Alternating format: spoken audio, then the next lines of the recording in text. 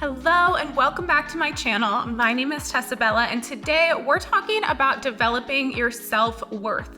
Now, myself personally, I have been on a journey of this to rebuild my self-confidence, just increase my self-worth, my self-esteem. I went through a pretty challenging couple of months earlier this year, and honestly, it just took a massive toll on my confidence and my self-esteem. And so I wanted to make sure that I rebuilt that because I think that is a key foundation for being a good partner in relationships, for being a good business owner, for just being a good person in general. I definitely know that I am more confident in the world when I feel like my self-love is up there. And so what I realized is I was spending way too much time not practicing self-love. And just like anything, it's a muscle. It requires you to flex that muscle, to strengthen it. And what I mean by that is by putting active effort into continually building and developing your self-love, self-esteem, and self-worth. And so today I want to share with you that over the last 90 days, I have committed to a self-love, self-esteem practice of my own. And I've really boiled it down to 7 key things that I think have made a drastic impact on my self-worth and my self-esteem. And so today I'm going to share with you those 7 things to help build up your self-worth. First things first is going to be reprogramming your subconscious. Basically, your subconscious mind is what is helping you to operate 95% of the time.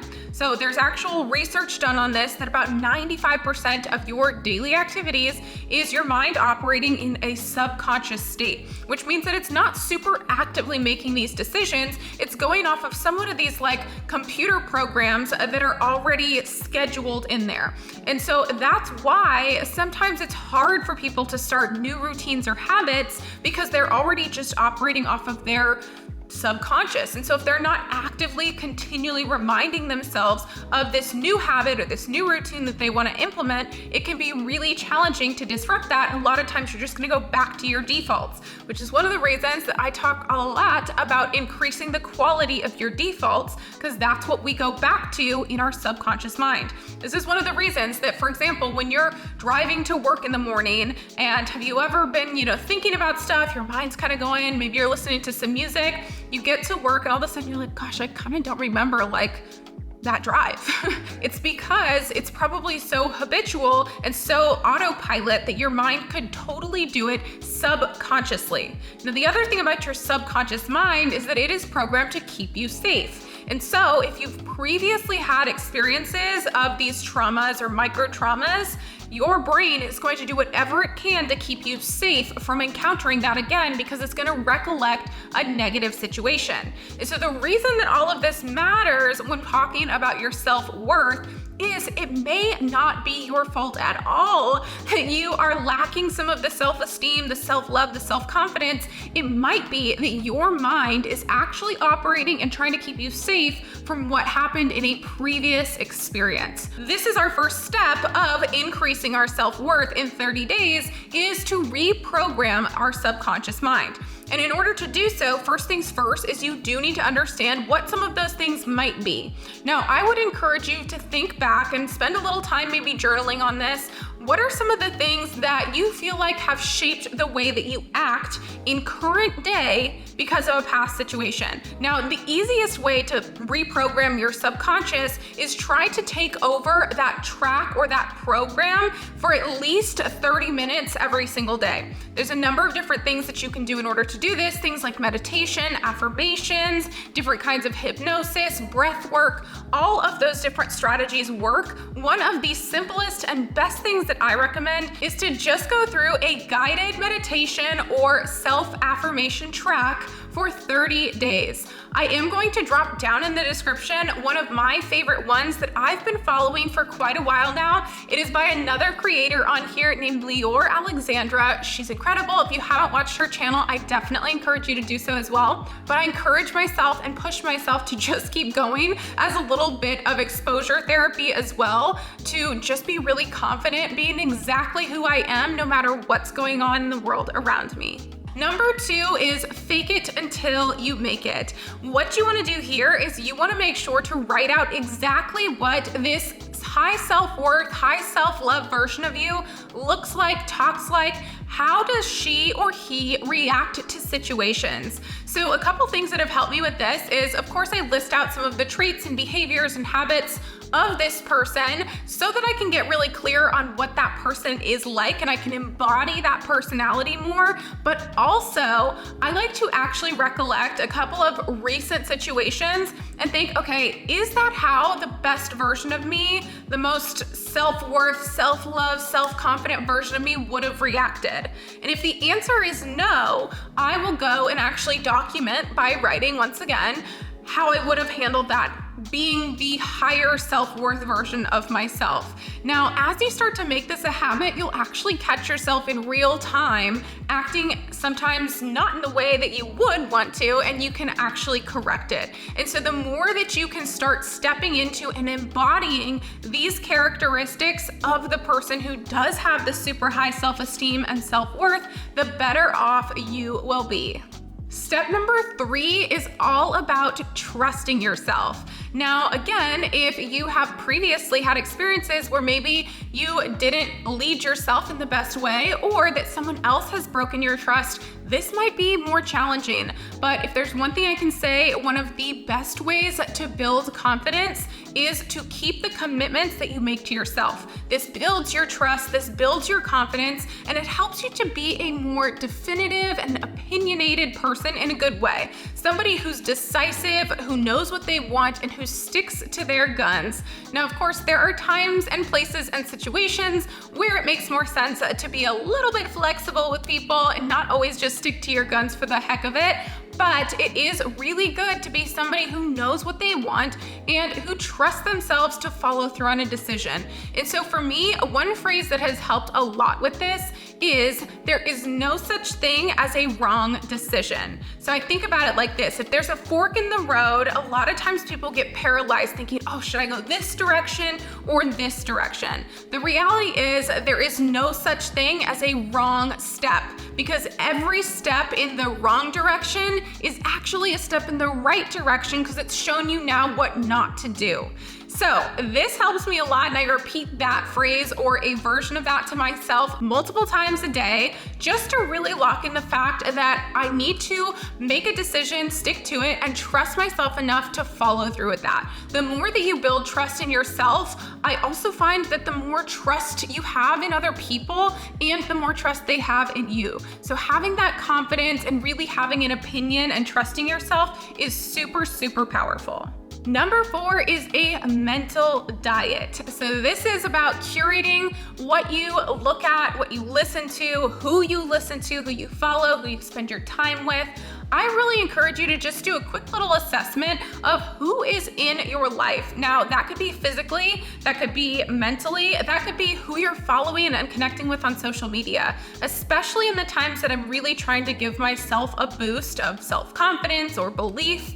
I want to make sure that the people I'm following for a reason, and that they really incite good reactions and responses from me and not something that I don't like. And so this is where you're going to have to be really radically honest with yourself, because this can get a little uncomfortable. And here's what I mean. If there are people that you follow currently who you find yourself watching their stuff or seeing their posts and getting triggered in some way, shape, or form, maybe it's a bit of jealousy, maybe it is that they hurt you in the past, maybe it's that you don't like the way they look, whatever it is, which hint, hint, most of this all roots back to a bit of jealousy or a bit of, coming down on yourself that you don't have something that you want. And so when you see someone else having it, it can be easy to get a little jealous. So again, I know that's uncomfortable to admit, but it is totally okay. I want you to give yourself the permission to block, unfollow, mute, or even just unfriend for a temporary amount of time people that are not aligned with the best version of yourself. A lot of times you'll probably find that you don't need them in your life at all, but I know sometimes this is easier said than done. So I really love that mute button on social media. I use it a lot because If I find myself having any sort of reaction that's not positive and inspired, I need to make sure that that is not in my realm of like consumption for at least the time that I'm doing a challenge like this. And then again, you'll find that probably is not someone you really want in your life at all. Number 5 is to look for evidence. Now, I want to read you a quick list of some of the traits of somebody who has really high self-confidence. Now, there are plenty others, but these are some of the ones that I want you to start thinking about. So they avoid comparison, they take risks, they're resilient, they respect themselves, they respect others, they have belief and faith in themselves and things around them, they're comfortable in their own skin, they're competent, they are safe and secure, they're worthy and believe in their worth, they belong and believe in their belonging, and they have healthy boundaries. Now again, those are just a few, there are plenty others, but those are some of the ones that I think are super important. And so on this particular step, I want you to start looking for evidence of times that you have had these traits. Now, it's maybe not that you had them all at once, but actually list out, and I like to do this on a list in my phone so I can reference it at any time that I need to go back for a little boost, but I call it my evidence of success list. And on this list, I'm gonna list out times that I effectively had these traits or that I did something I'm proud of, something that is in alignment with the person that I really wanna be. Now that brings us to number 6, which is to lean into your strengths. So as you create that evidence of success list, you're probably also going to come across that you have a couple of things that are more of your strong suit than others. That is perfect. I want you to lean into your strengths as much as possible. This was a big one for me, especially over the last 90 days of pouring into developing my self-confidence and my self-worth, is I said, I want to make sure that I double down on the things that I know I am good at. Because there's plenty of things I'm not great at, but there's also ones that I know I am good at. So the more that I can do those and the more that I can show up for myself and lean into my strengths, even if that is, hey, I know I'm really good at giving somebody words of affirmation, or, I give great hugs, or, I'm a good friend, or, I know that I'm a great cook, or whatever it is, lean into your strengths, big or small. The more that you pour into those strengths, the more that you're gonna develop them, and ultimately that tends to build confidence. And last but not least is practice gratitude and really try to multiply it. You've probably heard this before, and I wanted to put it last for a reason, not because it's not so important, but because I think it's one that a lot of people will write off, because it's like, okay, yeah, I'm grateful for my health, I'm grateful for my house, I'm grateful for my dog, whatever. You don't really realize truly how powerful it is until you practice gratitude and really mean it and feel it when you're saying it over an extended period of time. If you just do this once or twice, you might get a little hit of happiness, but it probably isn't going to make the drastic shift that will happen when you do this consistently over time. So I really, really encourage you, like I said, to pick at least a few things from this list of 7 steps and commit to it for 30 days, 60 days, or 90 days, ideally 90, but at least 30. And I promise you, if you can have a more grateful heart, you'll become a magnet for more good in your life. The more that you're grateful, the more that things come in. And so even if you're in a time that feels a little challenging right now, maybe it doesn't feel like you've had a whole heck of a lot to be grateful for, I totally get it. I've gone through those times where it feels like it's raining, it's pouring, things are just not going the way that you want them to. I really encourage you to try to find the good in those situations. Find the things that you can be grateful for, even if they're small, and try to truly feel the feeling of that gratitude, like embody that feeling of gratitude, and you're gonna start to find that there's more and more and more to be grateful for in the world around you. I hope that you find this helpful and follow either all 7 of these steps or at least a couple of them, and let me know some of the other things that you like to do to build up your own self-confidence, or feel free to share your own sort of testimony down in the comments.